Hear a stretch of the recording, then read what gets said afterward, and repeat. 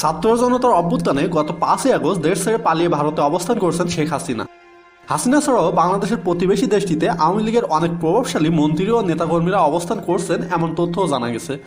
তবে এর বাইরেও ক্ষমতা হারানো দলটির বেশিরভাগ শীর্ষ নেতা মন্ত্রী এমপিরা কোথায় আছেন তা সুনির্দিষ্ট করে কেউ বলতে পারছেন না। এমন অবস্থায় এক অনুষ্ঠানের ক্যামেরায় ধরা পড়লেন আওয়ামী লীগের একাধিক প্রভাবশালী নেতাকর্মী। 8 ডিসেম্বর বিকেলে লন্ডন আওয়ামী লীগের নেতাকর্মীদের সঙ্গে ভার্চুয়াল সমাবেশ করেন ক্ষমতাচ্যুত শেখ হাসিনা। সেখানেই স্বৈরাচার সরকারের কয়েকজন মন্ত্রী, প্রতিমন্ত্রী, এমপি ও সাবেক এক মন্ত্রিপরিষদ সচিবকে দেখা গেছে।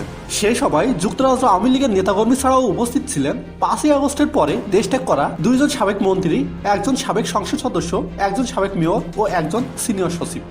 সবার ভিডিওতে দেখা যায় বাংলাদেশ আওয়ামী লীগের প্রেসিডিয়াম সদস্য, সদ্য বিলুপ্ত সংসদ ও মন্ত্রিসভার মৎস্য ও প্রাণী সম্পদ মন্ত্রী ও ফরিদপুর 1 আসনের সংসদ সদস্য আব্দুর রহমান, সাবেক বৈদেশিক কল্যাণ ও শ্রম প্রতিমন্ত্রী ও সিলেট 2 আসনের সাবেক এমপি শফিকুল রহমান চৌধুরী, সিলেট 3 আসনের সাবেক সংসদ সদস্য হাবিবুর রহমান, সিলেট সিটি কর্পোরেশনের সাবেক মেয়র আনোয়ারুজ্জামান চৌধুরী ও সাবেক মন্ত্রিপরিষদ সচিব কবির বিন আনোয়ার। তাদের প্রত্যেকের নামে 5ই আগস্টের পরে একাধিক মামলা দায়ের করা হয়েছে।